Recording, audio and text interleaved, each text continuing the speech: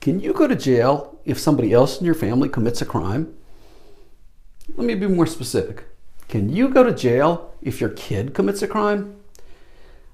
Before I was a lawyer, I always thought that people only went to jail if they committed a crime.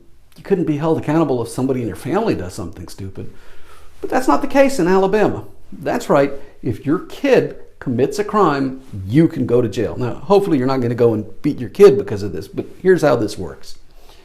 Alabama has a crime called endangering the welfare of a child. And under Alabama law, if you don't exercise reasonable diligence over your kid, and that kid becomes a delinquent child, that is, they're found to be delinquent, you can be prosecuted and you go to jail up to a year. That's right, you can get in trouble if you don't sufficiently supervise your kid to keep them from becoming a delinquent child. Now, there's another way that this crime occurs too. I don't think we see it too often, but it can also be committed if you hire somebody who's under the age of 16 to do a dangerous or unhealthy job.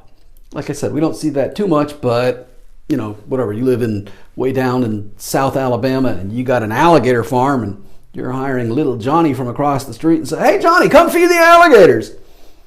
Dangerous job. You could go to jail for doing that. Probably should. But at any rate, yes, you can go to jail if one of your kids commits a crime or if you hire somebody who's under 16 to do a dangerous or unhealthy job. I hope you find these videos to be entertaining and informative. If you'd like to see more, just hit the subscribe button. Thanks again for watching.